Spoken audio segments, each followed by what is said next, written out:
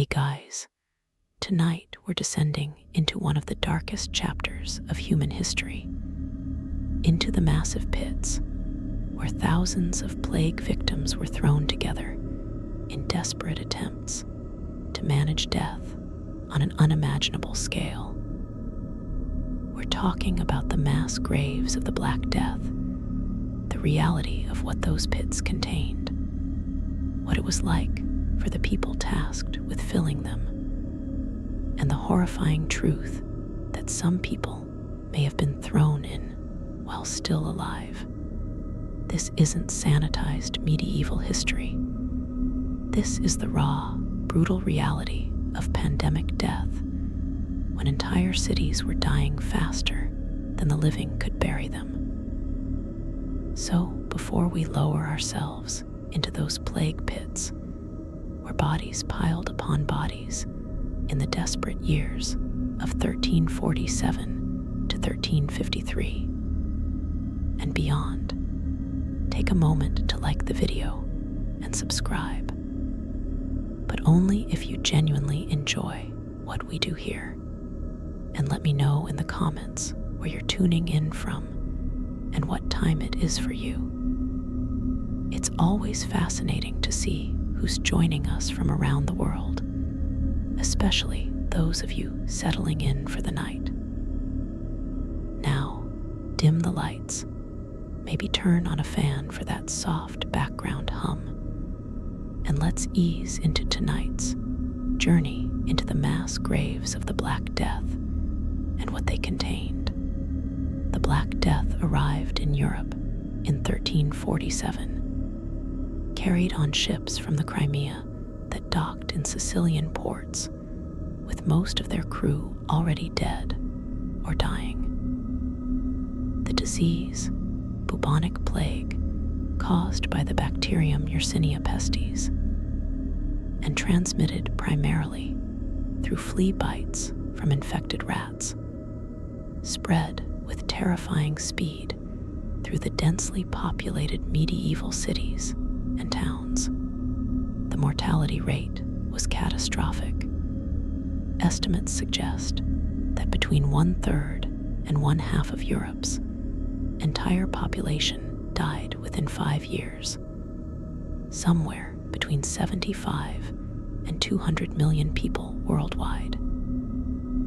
To put this in perspective, imagine losing every second or third person you know, every second house on your street empty, entire families wiped out, villages abandoned, cities depopulated.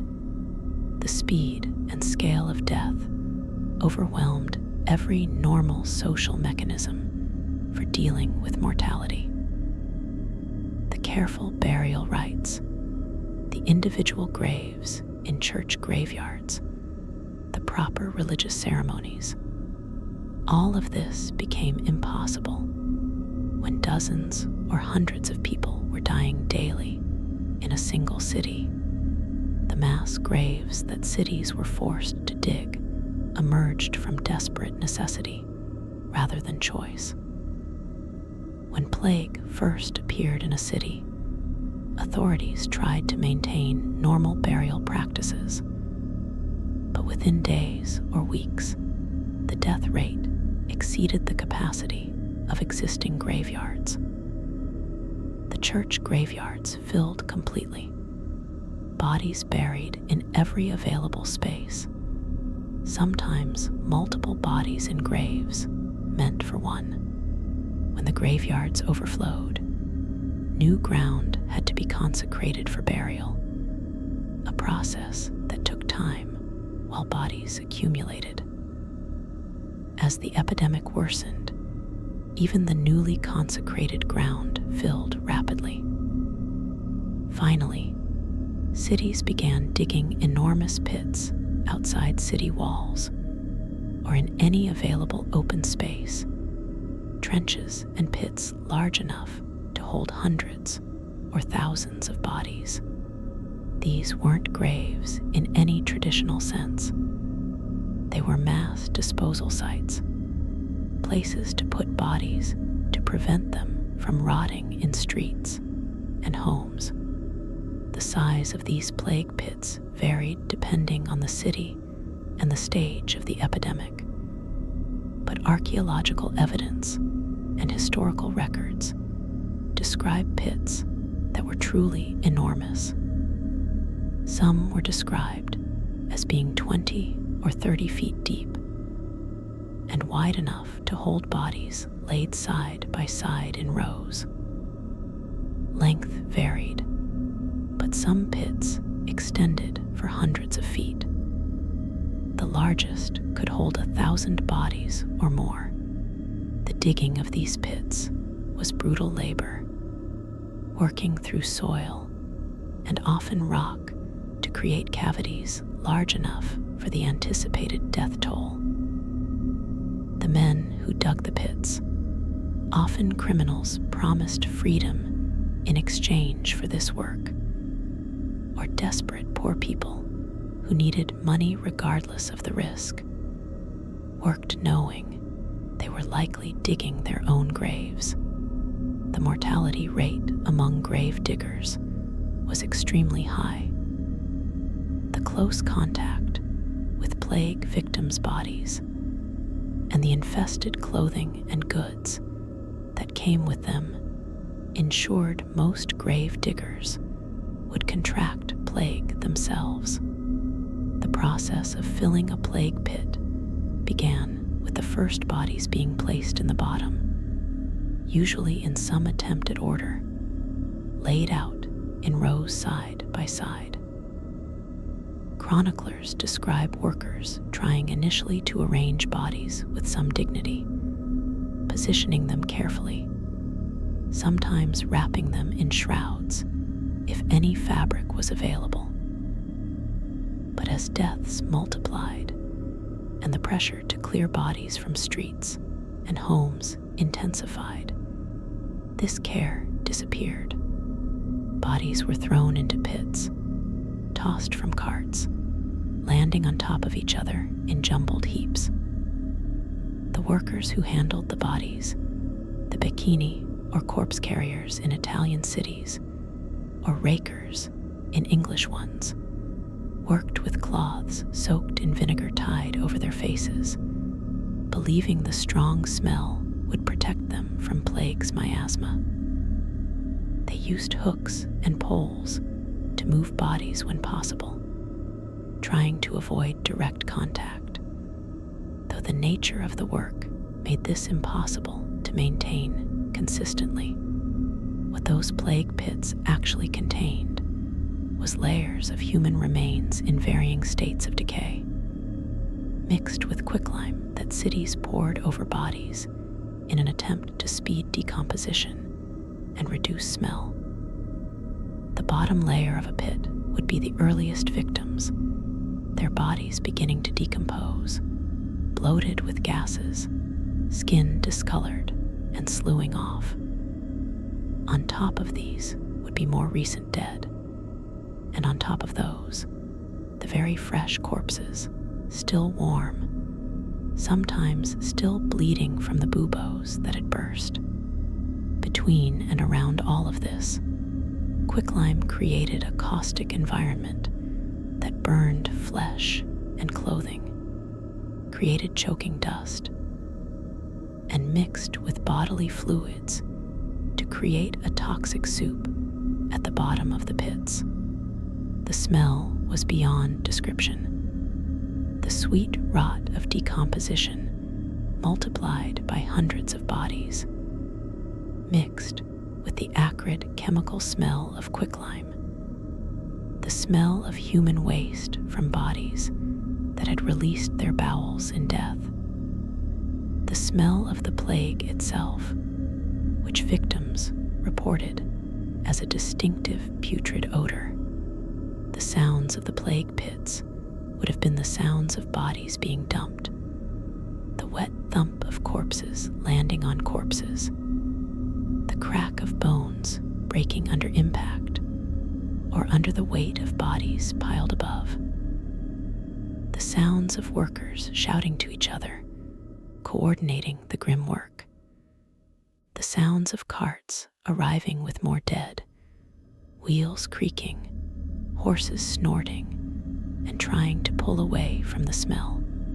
The sounds of families who accompanied their dead to the pit, weeping and praying. Though as the epidemic worsened, many bodies arrived with no mourners at all. And sometimes, if accounts are to be believed, sounds that suggested not all the bodies in the pit were completely dead when they arrived, weak cries from people in plague comas mistaken for corpses. Sounds that were quickly buried under the next load of bodies and quicklime. The possibility that some people were buried alive in plague pits is supported by several types of evidence. First, the diagnostic difficulty of determining death during plague epidemics. People in deep comas from the fever might appear dead, their breathing so shallow as to be undetectable, their pulse so weak it couldn't be felt. Second, the overwhelming rush and pressure to clear bodies. With dozens or hundreds dying daily, careful examination of each body was impossible, and workers had incentive to declare corpses dead and get them into the pit quickly. Third, the accounts from plague survivors who reported waking among the dead or being carried toward burial before reviving suggest this was not uncommon. Fourth, the shortage of healthy people to verify death meant the sick and dying were often collected by workers who barely looked at them. Someone in the final stages of plague, unresponsive and appearing dead, might be thrown into a pit while their heart still beat. The experience of someone who regained consciousness in a plague pit would be the ultimate nightmare. The absolute darkness if the body was buried under other corpses and earth. The weight pressing down from bodies above. The inability to move, trapped by corpses and soil. The smell overwhelming and choking. The realization as consciousness returned of where they were and what had happened. The attempt to scream, mouth full of dirt or pressed against decaying flesh. The desperate struggle to move, to climb, to escape, using rotting bodies as handholds, pushing through the liquefying remains of other victims.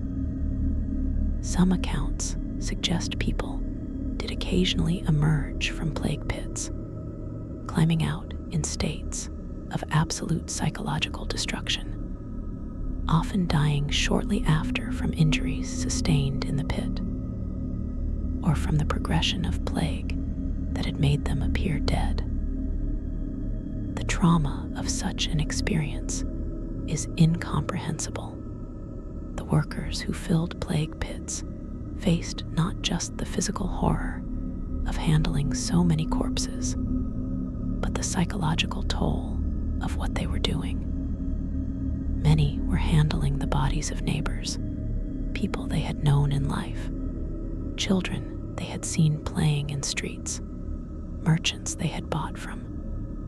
The dehumanization necessary to do the work, to treat human bodies as objects to be disposed of efficiently, conflicted with their humanity and with medieval religious beliefs about proper treatment of the dead. Some workers drank constantly while working, using alcohol to dull their senses and their emotions. Others became hardened and brutal, treating bodies roughly, speaking callously about the dead, developing a gallows humor that helped them psychologically survive the work. Many didn't survive long regardless, contracting plague themselves, and ending up in the very pits they had been filling. The timing of a plague pit's filling varied with the intensity of the epidemic in that location.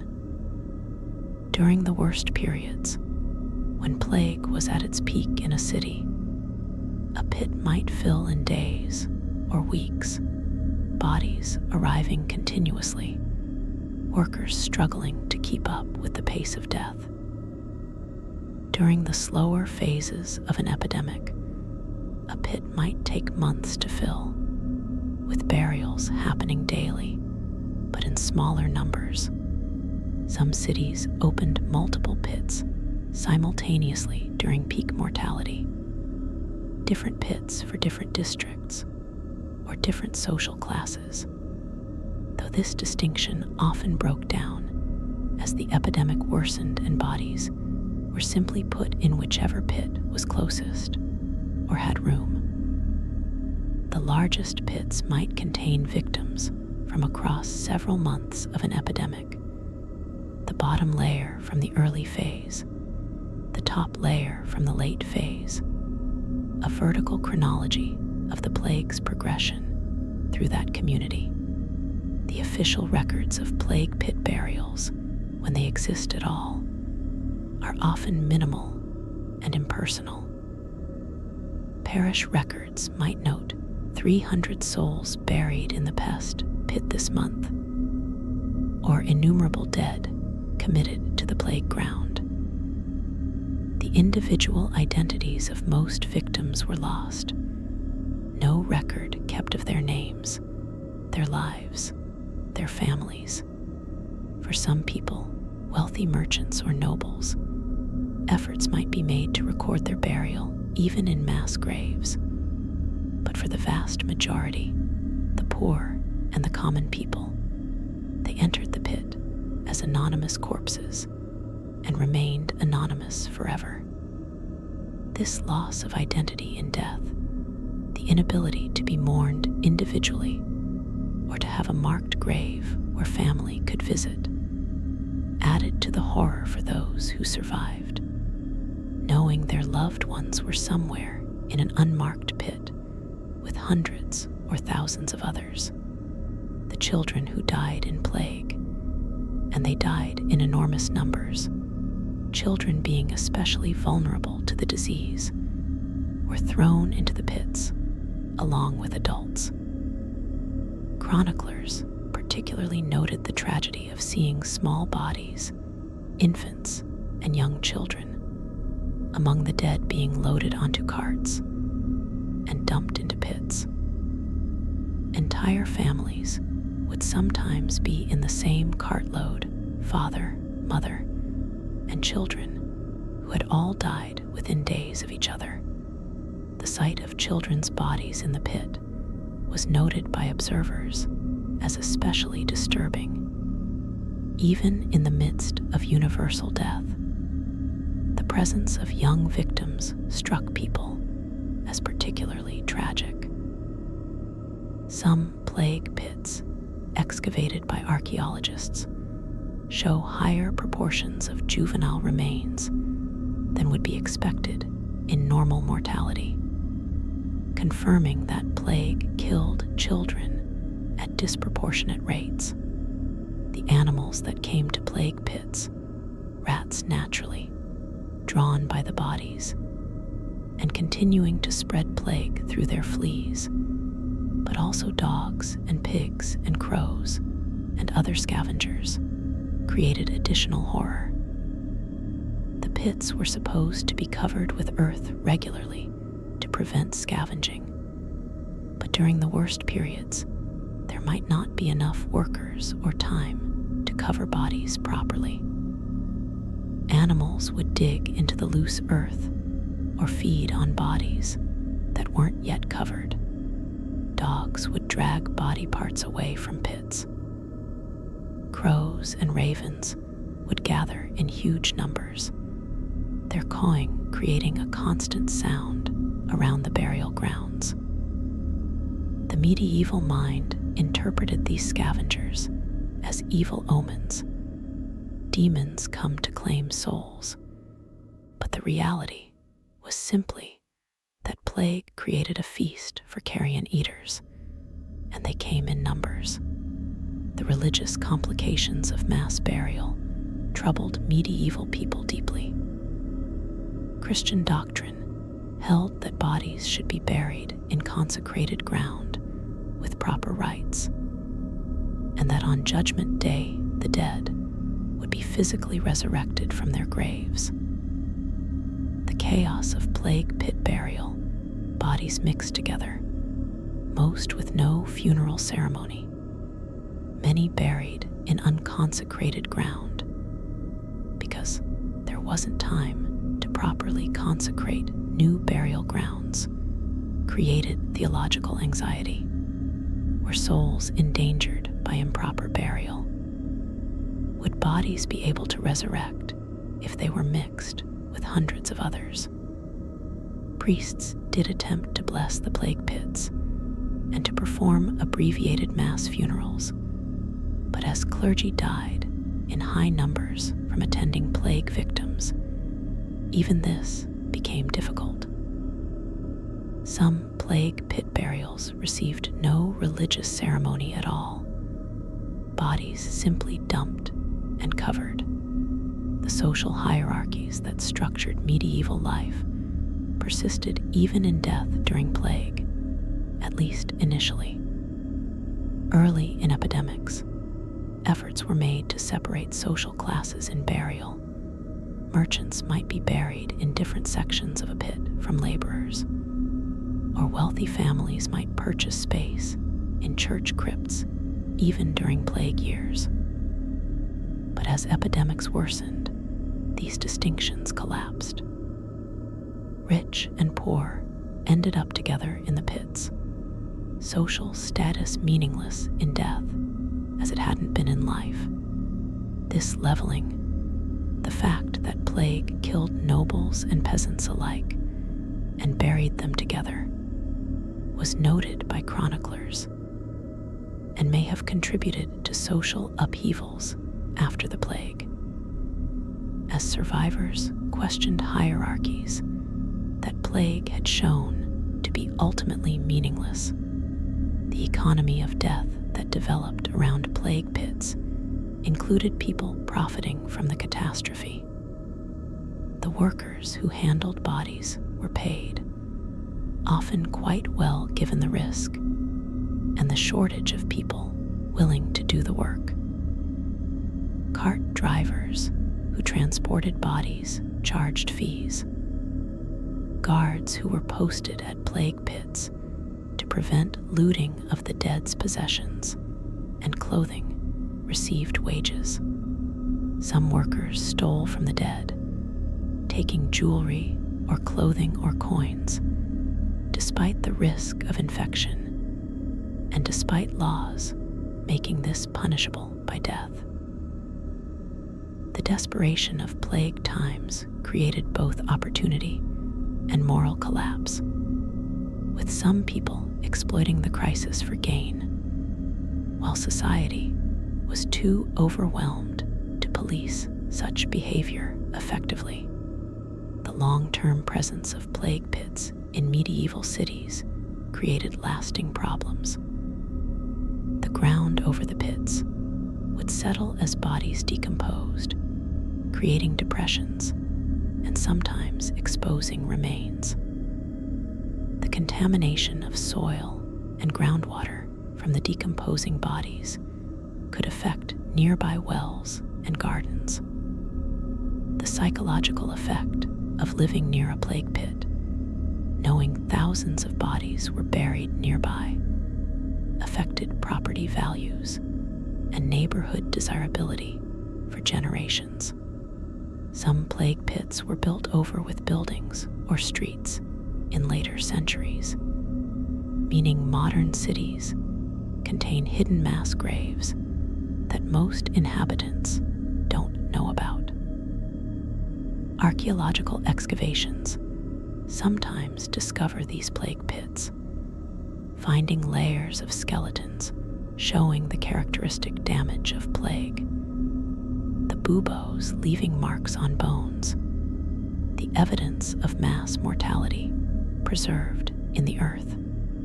The archaeological investigation of plague pits in modern times has provided detailed information about what these mass graves actually contained and how bodies were treated.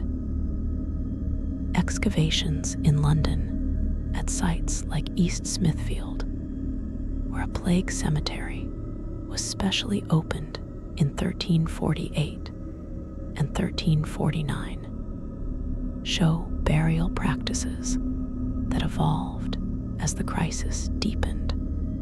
Early burials show some care, bodies in individual graves or in neat rows in trenches, with some grave goods like coins or pottery.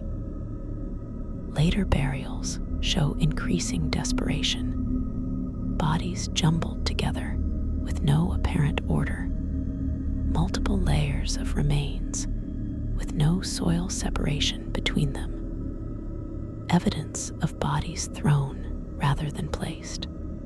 The skeletal remains show evidence of plague itself, some bones showing marks consistent with buboes, others showing evidence of malnutrition or other diseases that weakened people and made them more susceptible to plague. The DNA analysis of bones from plague pits has confirmed that the bacterium Yersinia pestis was indeed responsible for the Black Death, resolving what had been historical debate. The bacteria's DNA remains in tooth pulp and in bones centuries after death, and extraction and sequencing of this ancient DNA has allowed scientists to understand the specific strain of plague that caused the Black Death and how it evolved over time.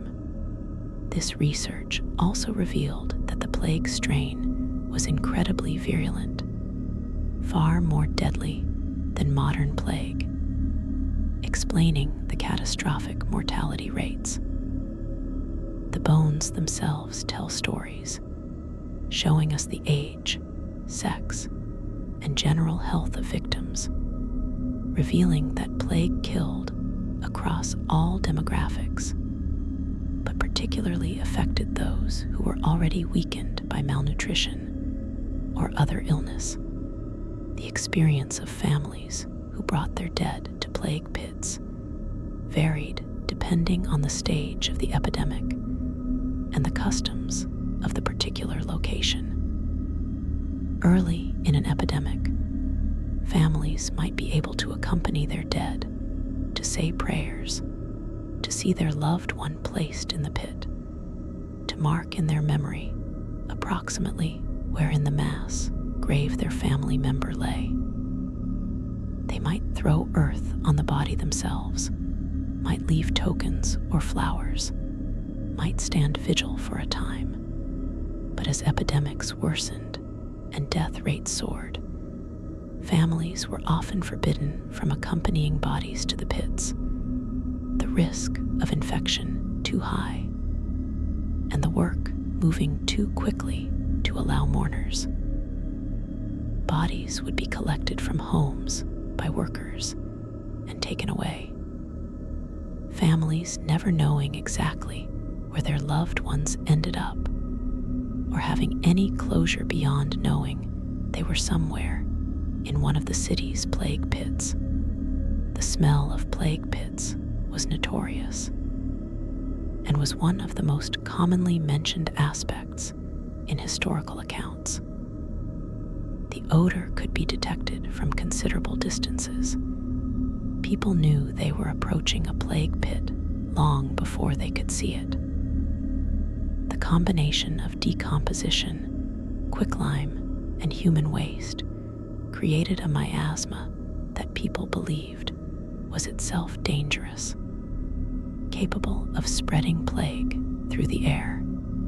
Medieval understanding of disease emphasized bad air or miasma as the cause of illness. So the terrible smell of plague pits was seen as both a symptom and a cause of plague, something to be avoided at all costs. Modern understanding recognizes that while the smell itself couldn't spread plague, the conditions that created it, the presence of infected flea-bearing rats, did facilitate disease transmission.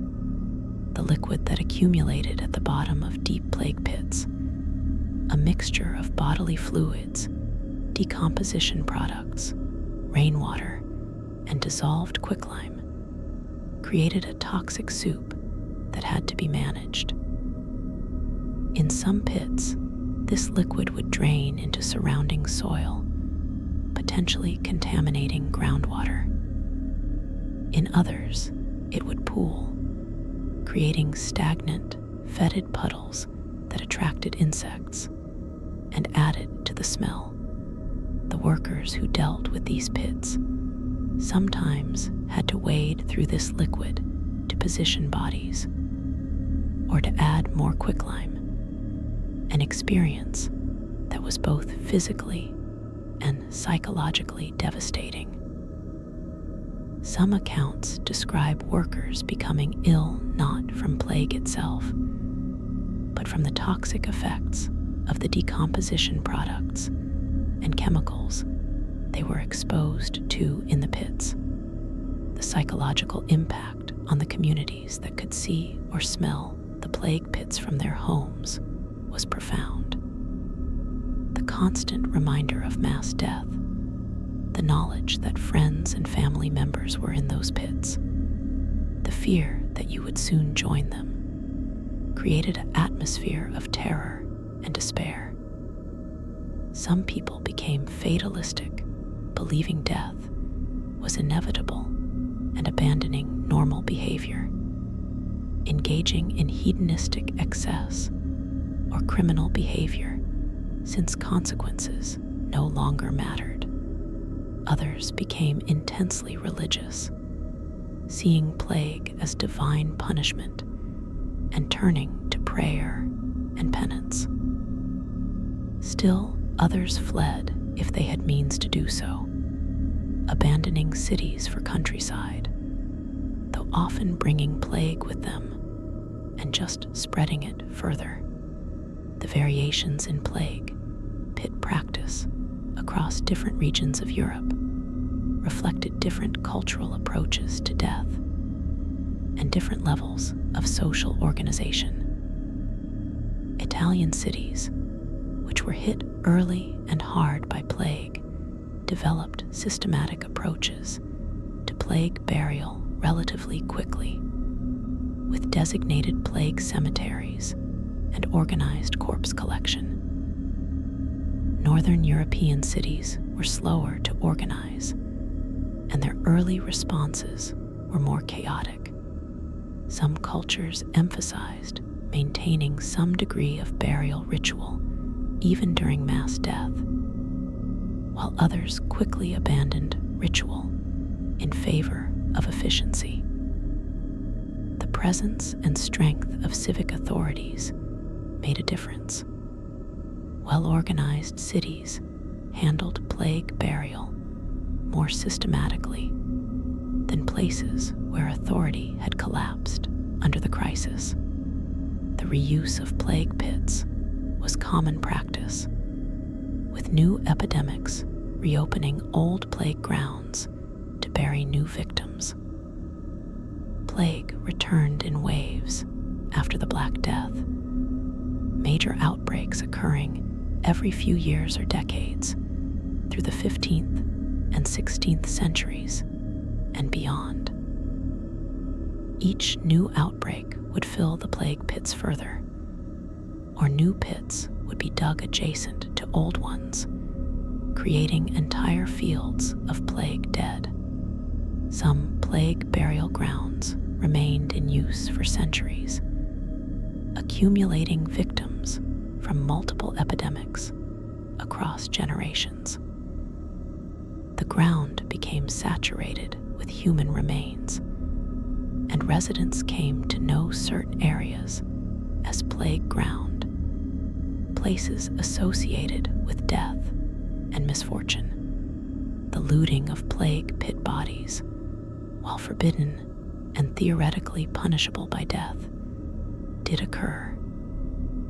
Desperate people would sneak to pits at night to strip bodies of clothing, jewelry, or anything of value. This was extraordinarily dangerous, not just because of the risk of plague infection, but because guards were sometimes posted at pits with orders to kill looters on sight. The clothing and goods taken from plague victims could themselves carry infected fleas, meaning looters often contracted plague from the very items they stole. Some chroniclers saw such deaths as divine justice, looters being struck down for their disrespect of the dead. The practical reality was that the poverty and desperation created by plague drove people to take terrible risks for items of minimal value. The fate of plague pit grounds after epidemics ended varied. Some were left as waste ground, too contaminated and cursed in people's minds to be used for anything else. These might become overgrown fields on city edges, places avoided and whispered about. Others were eventually built over as cities grew and memory of plague faded, the mass graves forgotten, until modern construction or archaeology revealed them. Some were deliberately memorialized, with churches or monuments built to commemorate plague dead, turning the horror into sacred memory. The Church of San Francesco della Vigna in Venice, for example, was built over plague graves, incorporating the dead into holy ground. These different fates reflect different approaches to collective trauma, some communities choosing to forget, others to remember and sanctify. The clergy who attended plague pits, blessing the dead, and performing what religious rites they could, died in enormous numbers. Priests' duty to attend the dying and to provide last rites meant they were constantly exposed to plague, and mortality among clergy was higher than in the general population. Some priests fled their posts, abandoning their parishioners, an act that was harshly condemned, but understandable given the circumstances. Those who stayed and continued to minister to plague victims were often celebrated as martyrs after the epidemic. The shortage of clergy that resulted from plague deaths had lasting effects on the church, with standards lowered for ordination to replace dead priests, and with some communities left without spiritual guidance for months or years. The art and literature that emerged from plague experience often referenced the mass graves and the horror of plague burial. The dance macabre, or dance of death, a common motif in post-plague art, showed death as the great equalizer, depicting skeletons leading people of all social classes to the grave. The imagery often echoed plague pit reality, bodies jumbled together, death mingling rich and poor. Writers like Boccaccio in the Decameron described plague scenes, including the mass burial of victims. These artistic and literary responses helped societies process the collective trauma of plague, giving form to experiences that were almost beyond the capacity of words or images to capture. The children who survived plague and who had seen the mass graves being filled carried those memories for life. A child who watched their parents being thrown into a plague pit, who saw carts loaded with bodies passing through streets, who smelled the pits and heard the sounds of mass burial, would be shaped by that trauma permanently. The generation that grew up during the Black Death, the survivors who lived through the worst years, had a different relationship to death and life than previous generations. Some historians argue that this contributed to cultural changes in the late medieval period, a greater emphasis on individual experience, a questioning of traditional authorities, a sense of life's fragility that influenced art, literature, and philosophy. The records of plague pit locations were often deliberately destroyed or lost, as communities wanted to forget where the mass graves were. This has created problems for modern cities when construction or development disturbs forgotten plague pits. Workers digging for new buildings or infrastructure sometimes uncover layers of skeletons, discovering plague graves that no one knew existed. These discoveries can halt construction, require archaeological investigation, and force communities to confront historical trauma that had been buried and forgotten. The physical remains of plague victims, emerging centuries later, make the historical horror suddenly immediate and real. The comparison between Black Death mass graves and mass graves from other historical catastrophes, wars, genocides, modern epidemics, reveals common patterns in how societies handle overwhelming death. The logistical challenges are similar.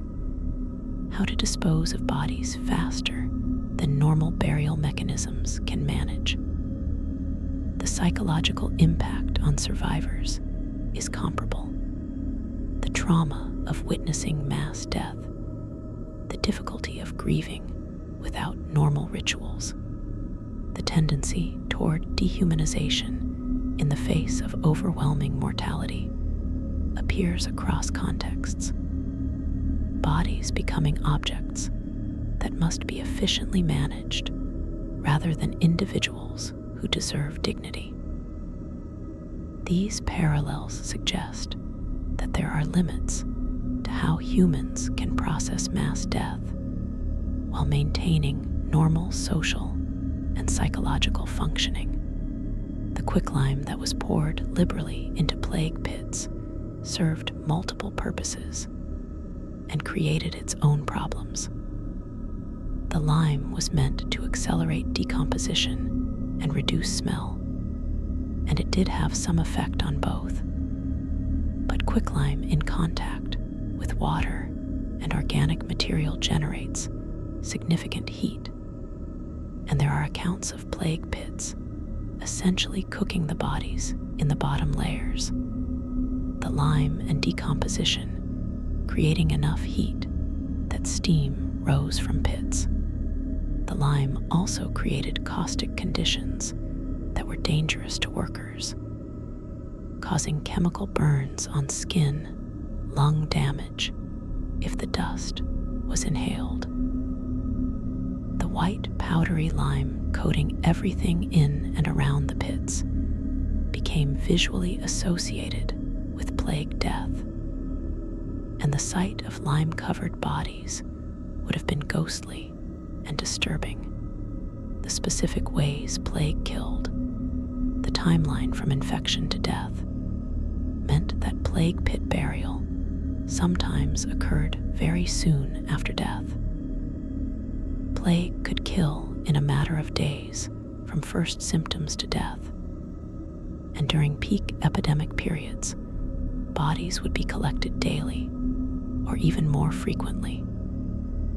This meant that bodies in plague pits were often very fresh, recently dead, in some cases still warm when they were dumped into the pits. The rapidity of the progression from living person to anonymous corpse in a mass grave, sometimes less than a week, was particularly horrifying to those who witnessed it.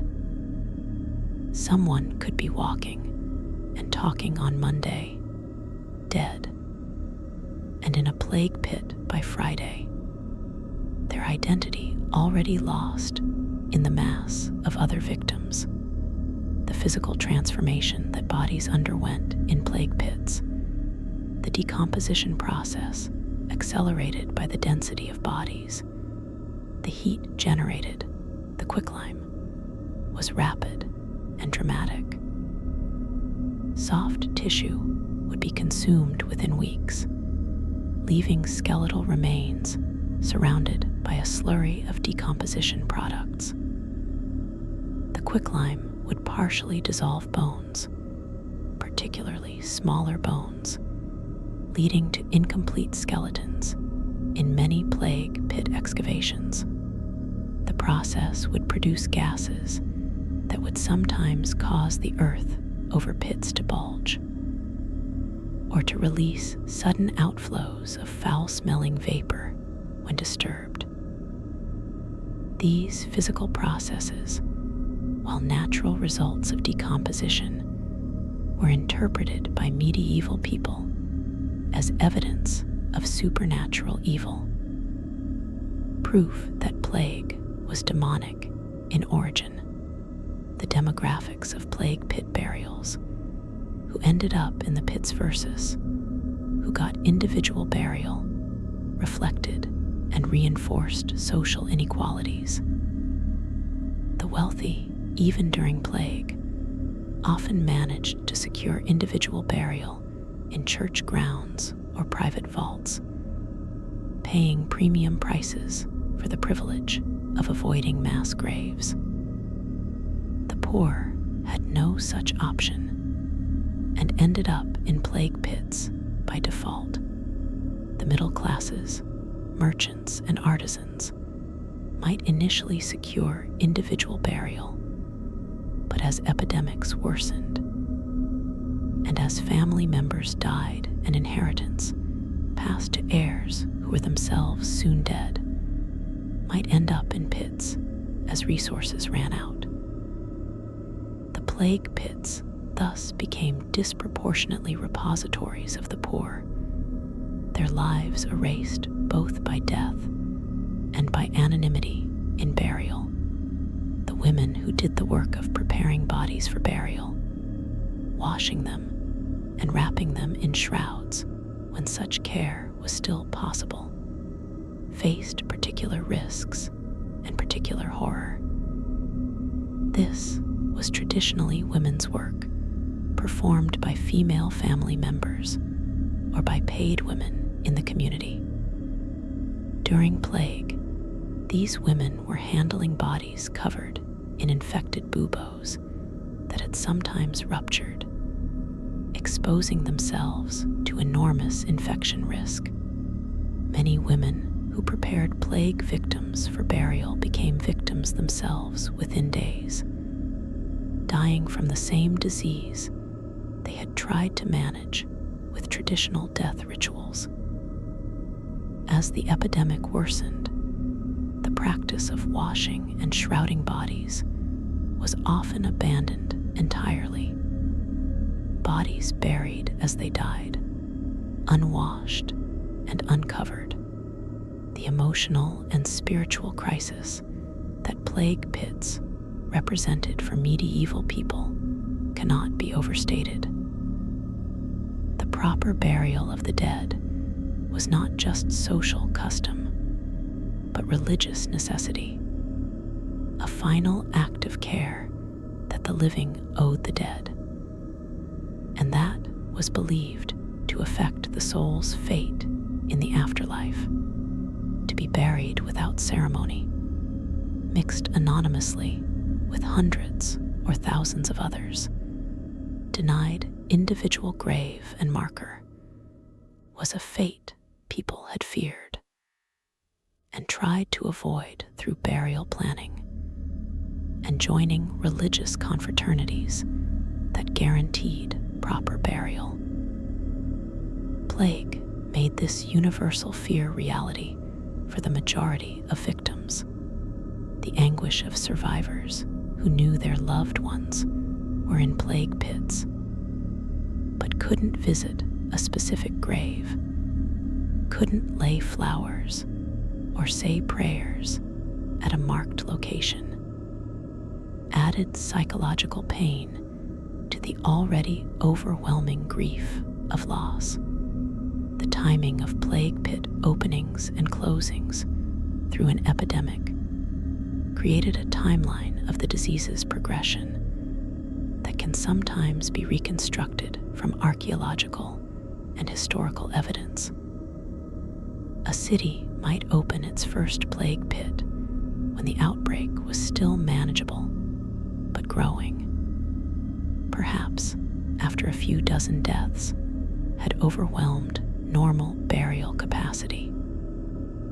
This first pit might fill slowly over weeks as the epidemic built. Then, as deaths accelerated into the hundreds per day, new pits would be opened in succession, each filling more rapidly than the last.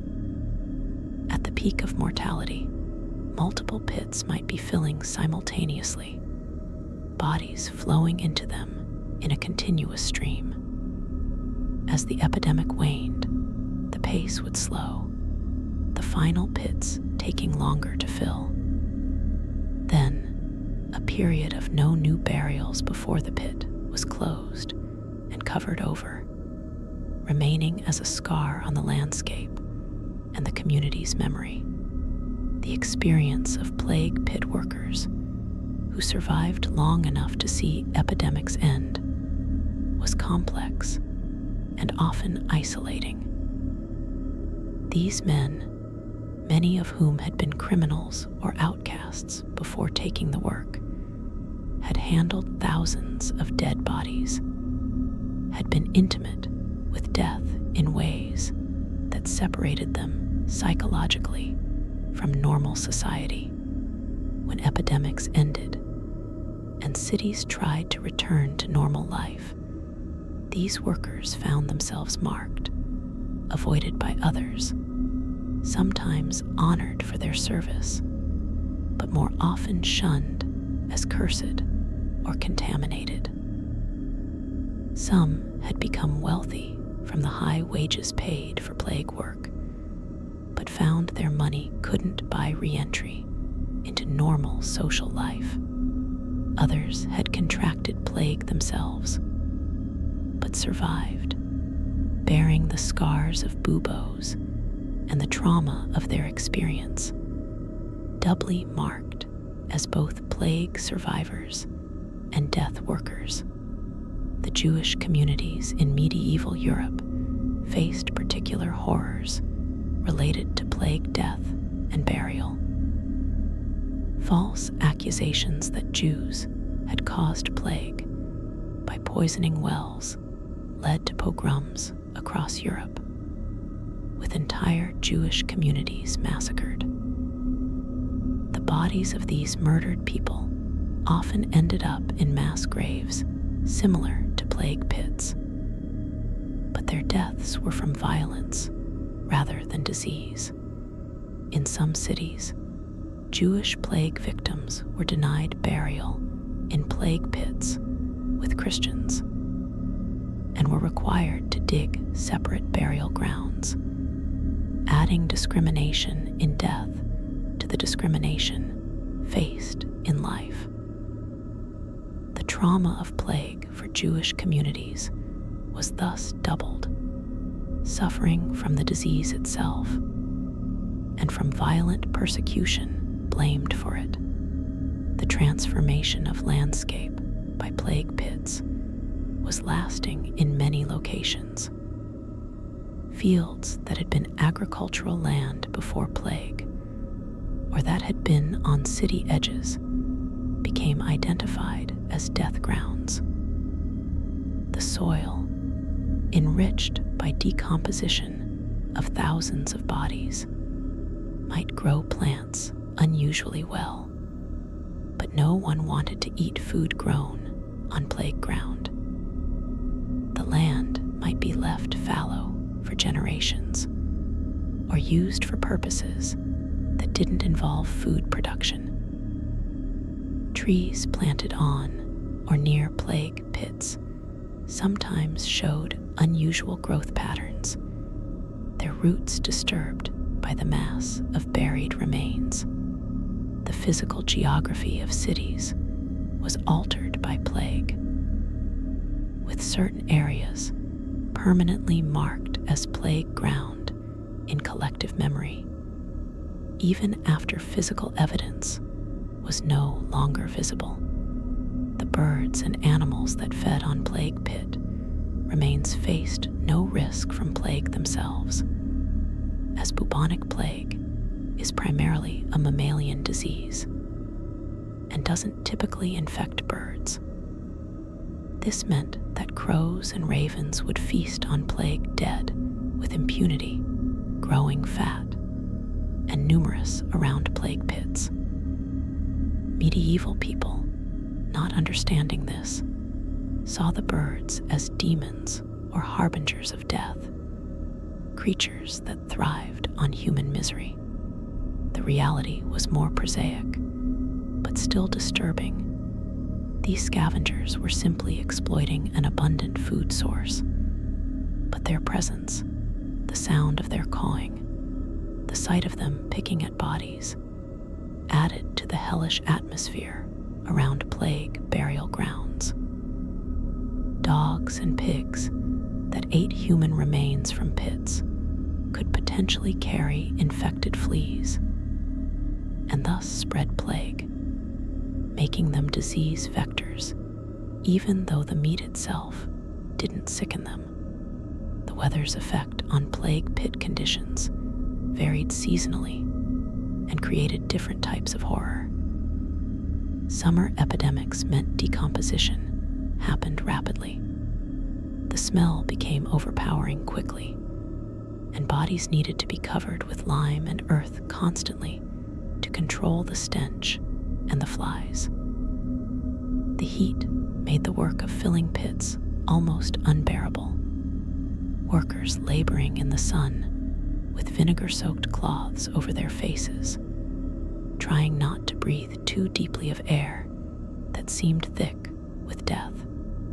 Winter epidemics meant bodies were better preserved initially, but the ground was frozen and hard to dig, making opening new pits difficult. Bodies might be stacked above ground waiting for pits to be dug, creating gruesome scenes of frozen corpses piled like cordwood. Rain turned plague pits into muddy morasses, quicklime mixing with water to create caustic sludge, bodies settling unevenly in the muck. The accidental discoveries of plague pit bodies during peacetime activities, when someone digging a well or preparing foundations for a building would strike a mass of skeletons, created panic and superstitious dread in medieval and early modern communities. Such discoveries were taken as evil omens, and construction would often be abandoned, the site left undisturbed as cursed ground. Some accidentally discovered plague pits would be reburied hastily with prayers and protective rituals. Others would be incorporated into existing structures, the bones left in place but built over, creating buildings literally founded on mass graves. The psychological weight of living or working on top of plague pit remains affected those who knew about it, though as time passed the knowledge was sometimes lost and rediscovered only when later construction or archaeology revealed the bones. The documentation of individual stories from plague pits, when it exists at all, provides heartbreaking glimpses into the human reality behind the statistics. A merchant's diary entry noting that he watched his wife and 3 children taken to the plague pit, naming them individually, describing what they wore, trying to memorize the exact location where they were placed, while hastily written by someone who knew they were dying, requesting burial in a specific plague pit so they could be with family members already there. A letter describing how an entire household, servants and masters together, ended up in the same cartload bound for the plague pit, social distinctions erased by simultaneous death. These fragments of individual experience remind us that each body in a plague pit was a person with a life, relationships, hopes, and fears, reduced to anonymous remains. The plague doctors who occasionally visited plague pit sites, observing the work and sometimes examining bodies for signs of plague to verify the diagnosis, wore their distinctive beaked masks and protective clothing. Their presence at the pits was both practical and symbolic, the medical profession attempting to understand and control plague, even as it clearly failed to do so. Some plague doctors made notes about the appearance and condition of bodies in plague pits, early epidemiological observations that contributed to medical understanding, even though effective treatment remained centuries away.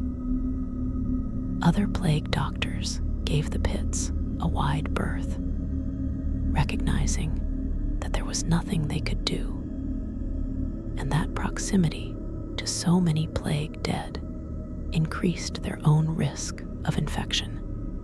The property rights and ownership questions around plague pit grounds created legal and financial complications that persisted for years after epidemics. Land that had been private property before being converted to plague burial ground couldn't easily revert to normal use. Owners couldn't sell it. No one wanted to buy plague ground. The land couldn't be farmed or built on without disturbing the graves. Legal disputes arose about who was responsible for maintaining the grounds, who should pay for walls or markers, whether the land should be considered church property since it was burial ground. Some plague pit sites remained in legal limbo for decades or centuries, neither private nor fully public property, existing in an ambiguous state as contaminated land that no one wanted to claim or manage.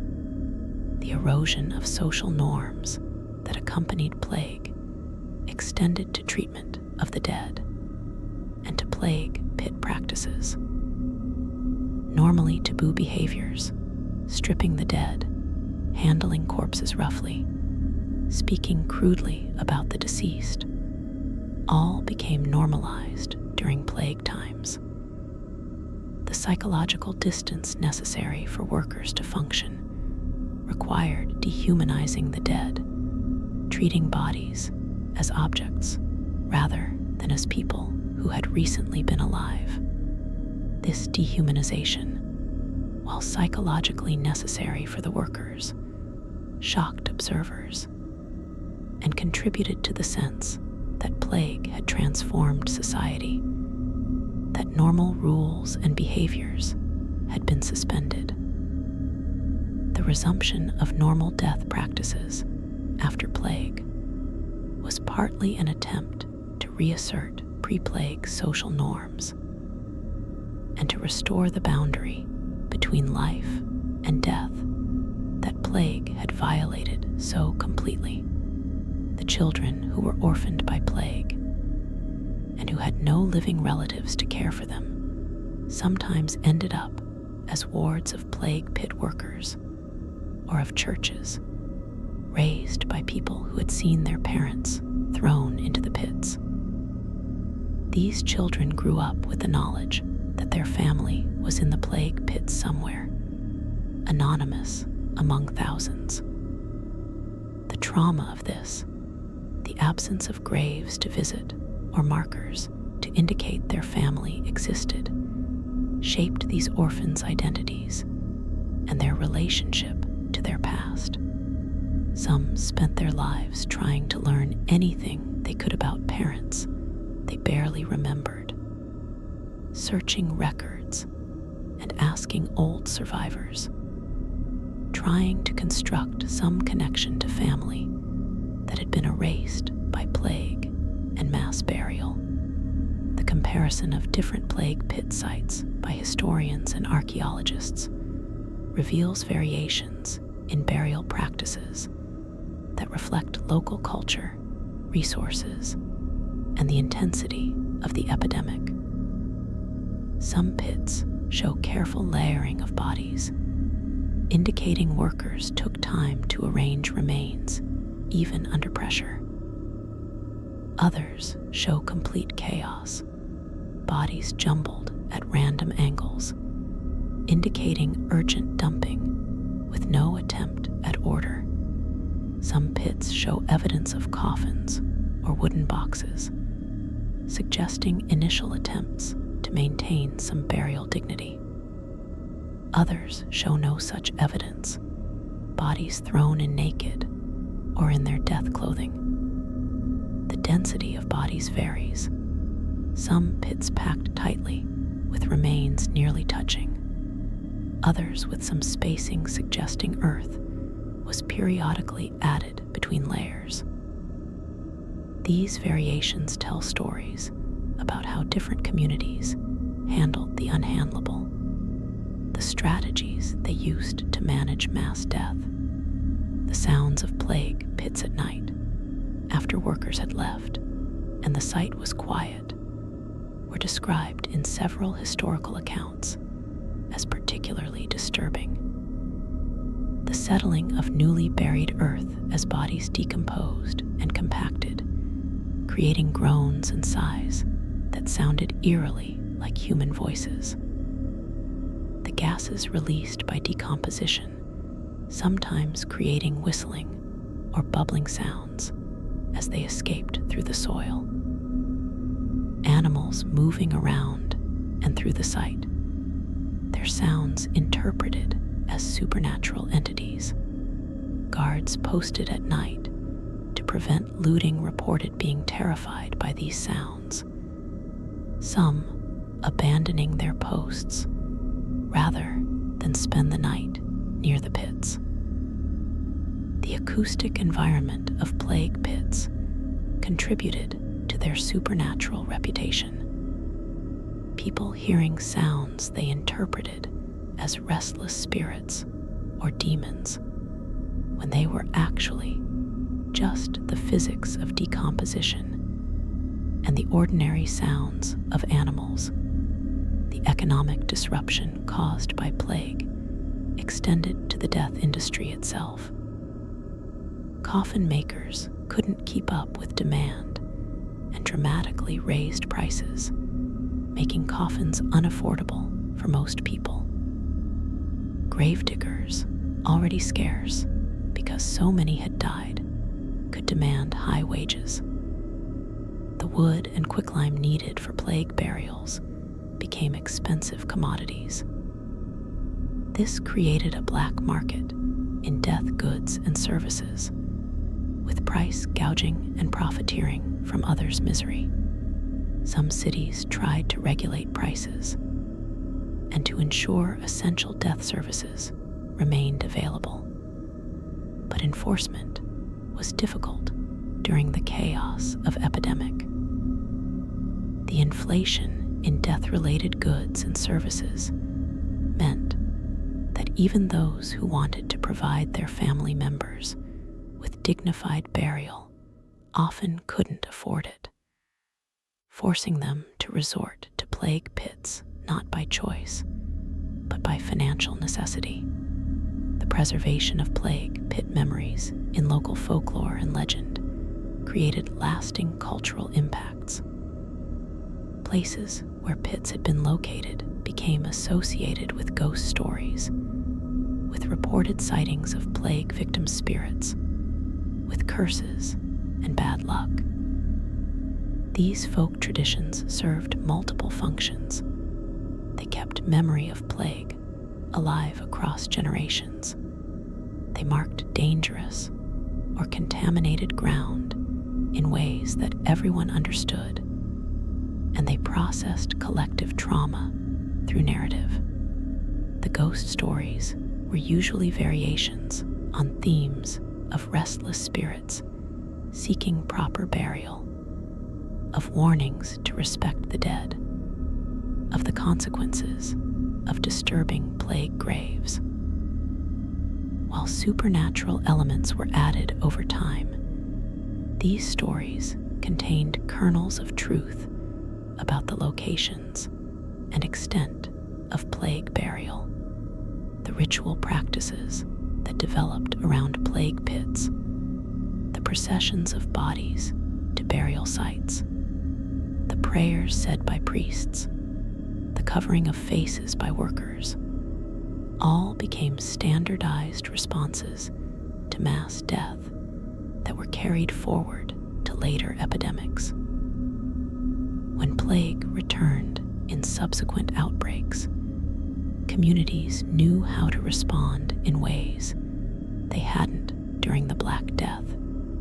The institutional knowledge of how to dig and fill plague pits, how to organize body collection, how to protect workers, was passed down and refined with each recurrence. This grim expertise became part of civic management, with cities maintaining supplies of quicklime and tools specifically for plague burial, planning ahead for the next epidemic that people knew would eventually come. The plague pit became an established institution, something cities built into their disaster planning. The theological debates about plague pit burial, whether it was acceptable in Christian doctrine, whether souls could be saved without proper burial rites, exercised medieval churchmen considerably.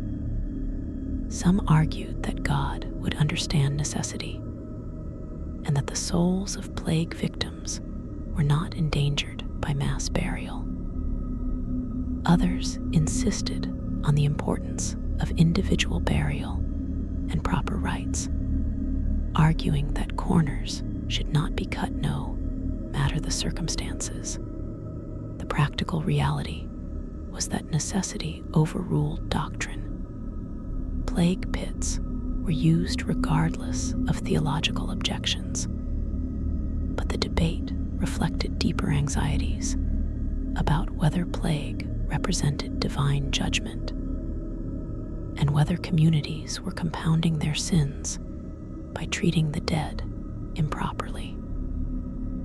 The Church's eventual acceptance of plague pit burial as necessary represented a pragmatic adjustment of doctrine to reality. The modern excavation of plague pits requires extraordinary care and presents unique challenges. Archaeologists must treat remains with respect while extracting maximum information from the site. The sheer number of skeletons, often hundreds in a single pit, makes documentation time-consuming and complex. Each skeleton potentially contains DNA evidence, isotope data that can reveal geographic origin and diet, pathological changes that indicate disease progression. The arrangement of bodies provides information about burial practices, and the intensity of the epidemic.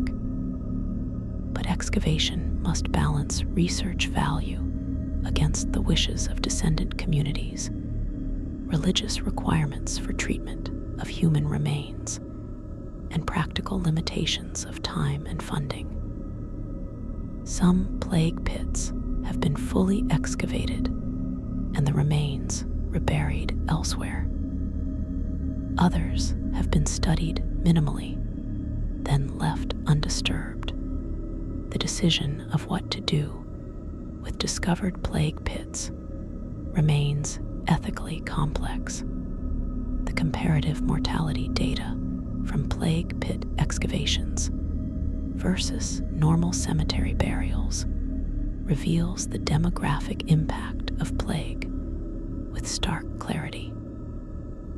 Normal medieval cemeteries show expected mortality patterns: more children and elderly, relatively fewer young adults. Plague pit populations show catastrophic mortality across all ages, with young adults sometimes overrepresented as their stronger immune response actually made them more vulnerable to the cytokine storm that plague could trigger. The presence of entire families, identifiable through genetic relationships revealed by DNA analysis, confirms accounts of households being wiped out. The isotope analysis, showing people from various geographic origins in the same pit, demonstrates how plague struck urban centers where people from different regions had gathered for trade or migration. The psychological adaptation required for medical personnel who examined plague pit remains, both historically during epidemic times and modern forensic archaeologists, shares common elements. Both must maintain professional detachment while handling mass death, must see patterns and data rather than individual tragedy, must function in conditions most people would find overwhelming. Medieval plague doctors examining bodies at pit sites to verify plague diagnosis had to compartmentalize the horror they witnessed. Modern archaeologists excavating plague pits must similarly maintain scientific objectivity while aware they're handling people who suffered and died horribly. The coping mechanisms, the professional distance, the focus on procedure and documentation help both groups function in circumstances that would otherwise be psychologically unbearable. The artistic representations of plague pit scenes from medieval and Renaissance art provide visual documentation of practices that might otherwise be known only from written accounts. Paintings and woodcuts showing carts loaded with bodies, workers dumping corpses into pits, priests blessing mass graves, give us images to accompany the descriptions. While artistic conventions and symbolic elements must be accounted for, these images still convey the chaos and horror of plague burial.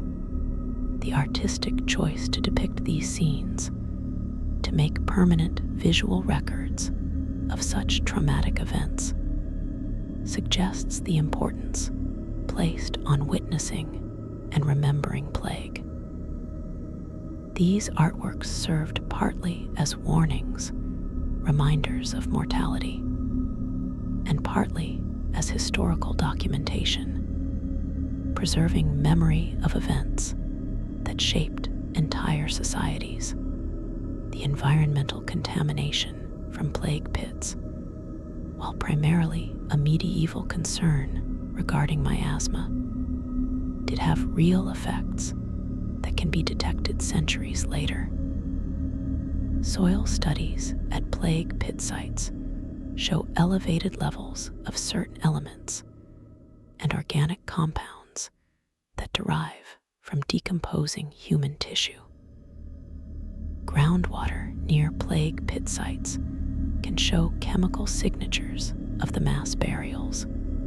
These environmental effects are generally minor and don't pose health risks today, but they provide another form of evidence for researchers trying to locate and understand plague burial practices. The soil itself becomes an archive, holding chemical memory of the mass death that occurred there. The identity of individuals buried in plague pits has become a focus of recent research using genetic genealogy and historical records. In rare cases, researchers have been able to identify specific individuals, matching DNA from skeletal remains to living descendants, or to historical records describing particular people known to have died in plague.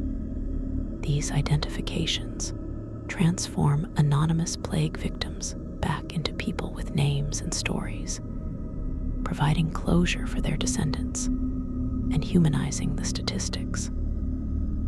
The woman whose skeleton shows evidence of childbirth shortly before death becomes a mother who died trying to bring life into a world of death.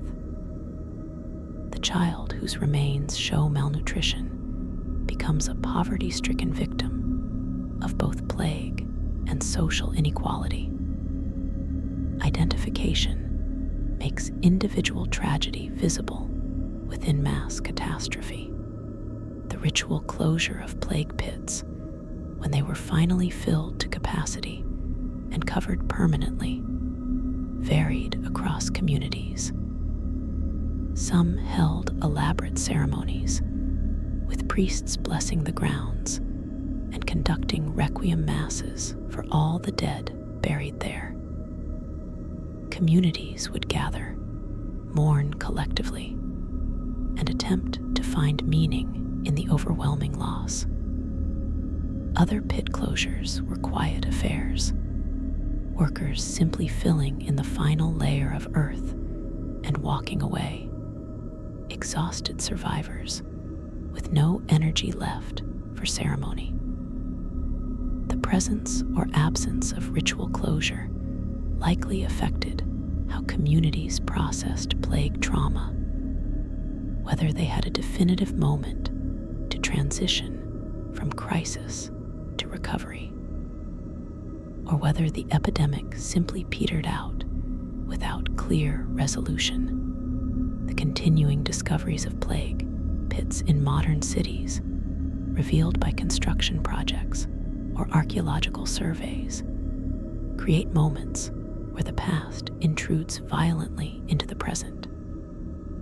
Workers digging subway tunnels or building foundations who strike a mass of skeletons experience shock and often dread, the discovery tapping into primal fears about disturbing the dead.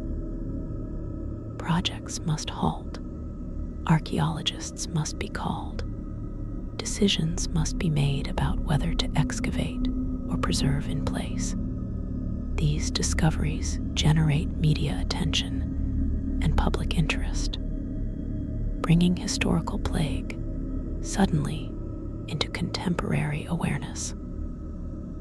They also raise questions about how many other plague pits remain undiscovered beneath modern cities. How much of urban space is built on mass graves we don't know about? The differential decomposition rates in plague pits, with bodies in different parts of the pit degrading at different speeds, created heterogeneous environments within the pits themselves.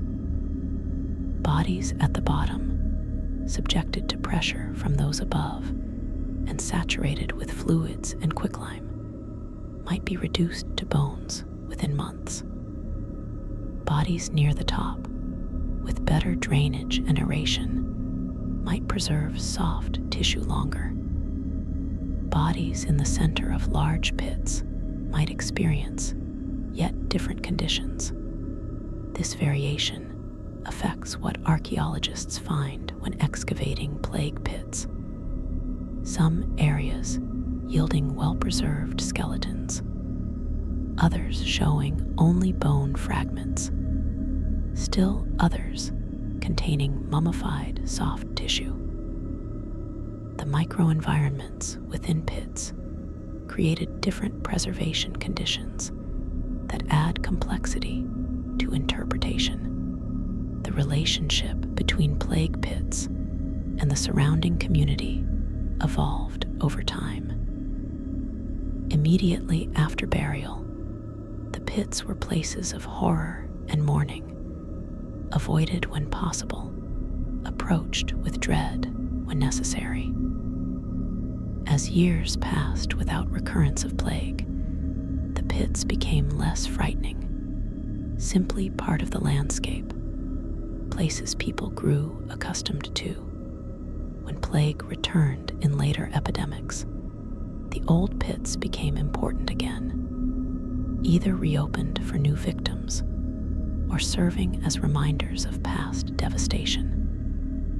Eventually, as plague finally disappeared from Europe, the pits became historical curiosities, their locations remembered in place names and local lore, but no longer carrying immediate terror. The transformation from horror to history took centuries and reflected society's changing relationship with plague. The class-based differences in plague mortality, visible in comparing plague pit burials with the more elite burials in church crypts, reveal social inequality in death as in life.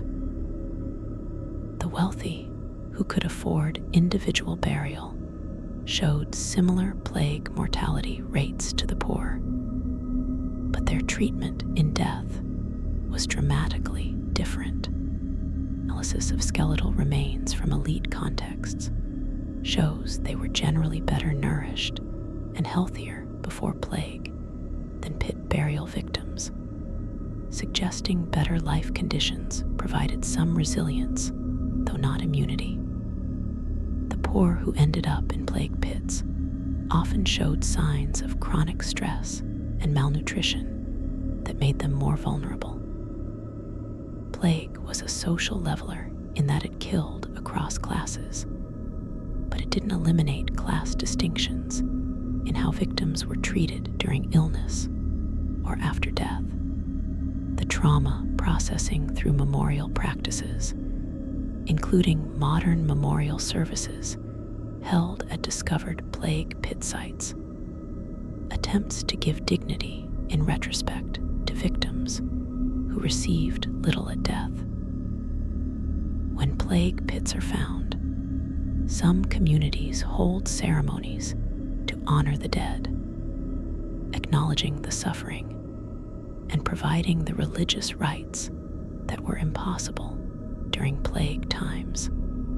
These contemporary rituals serve multiple purposes: respecting the dead, processing historical trauma that still resonates, and asserting modern values of human dignity against the dehumanizing practices necessity forced on medieval communities. The memorial services effectively provide the individual recognition and respect that plague pits denied. The literary and historical accounts of plague pit experiences, while sometimes embellished or confused, contain enough specific detail to be credible in their essential points. Boccaccio's descriptions of bodies being thrown into plague pits, like ship's ballast in Florence. The English chronicler Henry Knighton describing dead being buried in layers like bacon, These vivid comparisons, while shocking, communicate the reality of how bodies were treated when death rates overwhelmed normal burial practices. The chroniclers were often eyewitnesses, recording what they saw with the literary tools available to them. Modern historians must parse these accounts carefully, distinguishing observation from interpretation. But the core descriptions of mass burial practice appear reliable. The economic value of plague pit locations in modern cities creates ethical tensions between development and historic preservation. A plague pit site might occupy valuable real estate in a city center. Developers want to build. Historians want to excavate and study. Descendant communities may want remains left undisturbed. Legal frameworks for handling human remains vary by jurisdiction, and plague pits fall into ambiguous categories, sometimes treated as archaeological sites, sometimes as cemeteries requiring different protections. The resolution of these conflicts reflects societal values about history, about respect for the dead, about economic development versus preservation. There's no perfect answer, just case-by-case negotiations between competing interests. The infection control practices at plague pits, such as they were, included the use of fire, smoking brimstone, or other substances believed to purify air, vinegar washes for workers, and quarantine of those who handled bodies. These practices were based on miasma theory and were largely ineffective against plague, but they represented attempts to control disease spread with available knowledge. Some practices probably helped somewhat. Using smoke might have deterred fleas. Vinegar might have had mild antimicrobial effects. But fundamentally, medieval people lacked understanding of disease transmission and couldn't effectively protect themselves. The plague pit workers' high mortality despite precautions demonstrates the inadequacy of medieval infection control, the psychological residue of plague pits, the way their presence shaped community psychology even generations later, manifested in various ways. Property near known or suspected plague pit sites was less valuable and less desirable. Stories and superstitions grew around these locations. Children were warned to avoid certain areas without being told explicitly why. The knowledge that thousands of people were buried beneath the ground affected how people felt about the space, even if they couldn't articulate why. This psychological contamination could persist for centuries, affecting land use and neighborhood character long after physical evidence of the pits had disappeared. The trauma embedded in landscape, invisible but influential. The medical understanding gained from plague pit excavations and analyses includes information about plague's genetic evolution, about medieval health and nutrition, about population movements and disease spread patterns.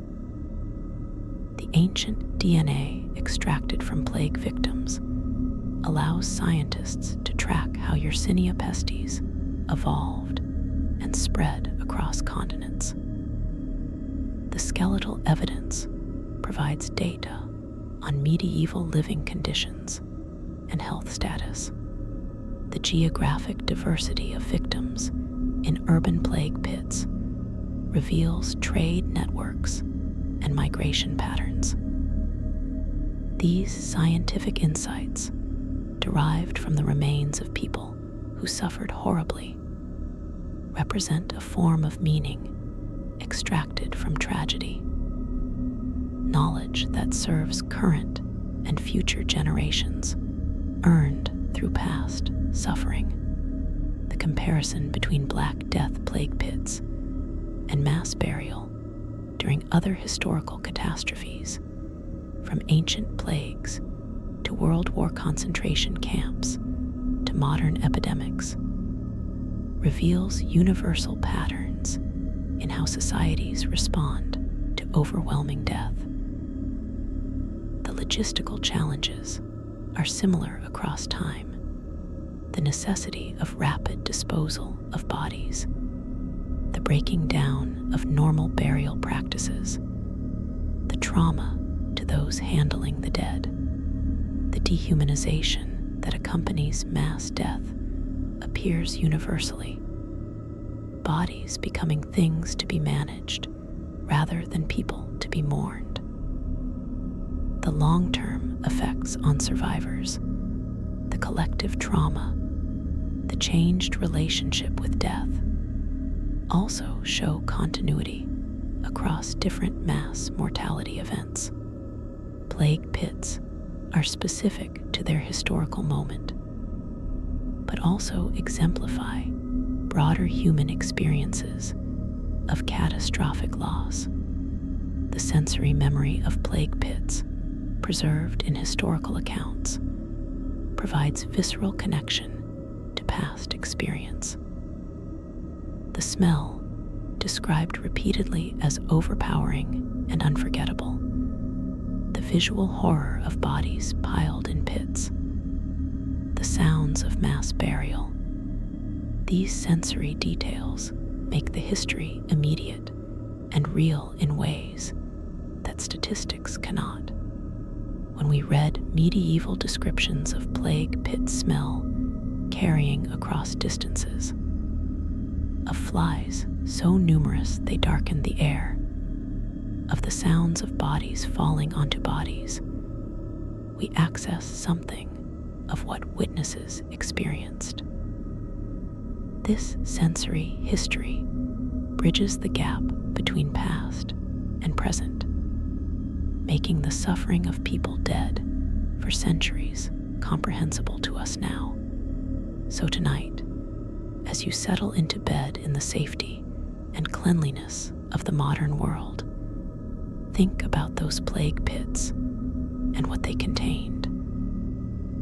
Think about the thousands of bodies thrown together in those massive holes, mothers and children, elderly and young, rich who couldn't buy their way out of death, and poor who never had a chance.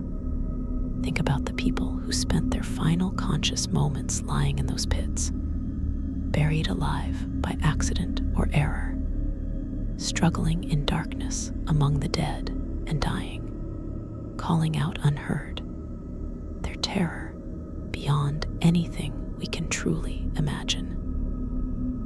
Think about the workers who filled those pits, day after day, handling bodies that had been neighbors and friends, trying to maintain their humanity while doing work that stripped humanity away.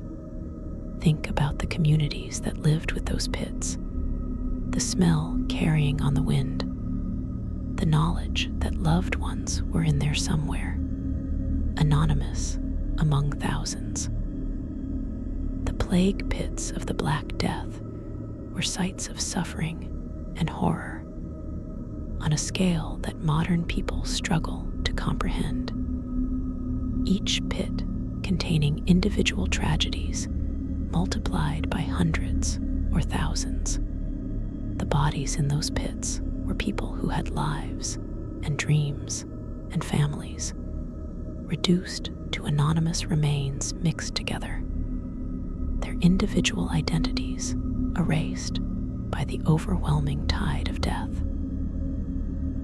archaeological excavations reveal the physical reality of the pits, but the human reality, the emotional and psychological truth of what it meant to die and be buried in a plague pit, can only be approximated by imagination. We know they suffered. We know the scale of death was catastrophic. We know the burial was crude and rushed and denied them dignity. We know families mourned without graves to visit, without markers to indicate their loved ones existed. We know the trauma shaped societies for generations, creating cultural changes and psychological scars that persisted long after the physical pits were filled and covered. The Black Death Plague pits stand as monuments to one of humanity's worst catastrophes, to mass death on a scale that modern medicine has largely prevented in wealthy countries. But that remains possible, to the fragility of social order in the face of epidemic disease, to the suffering of millions whose names we'll never know, but whose deaths shaped the world we inherited. Rest easy tonight, knowing that plague of that magnitude is unlikely in our time. But remember those who faced it without our medical knowledge, without our public health systems, who watched death consume their communities, and who ended up in pits with no marker, no individual recognition, nothing but the archaeological record to prove they once lived. Sweet dreams, and may your rest be peaceful. A privilege that the victims of Black Death Plague pits were denied, thrown into pits while still warm, sometimes still living, ending their existence in darkness and horror we can barely comprehend, but must remember.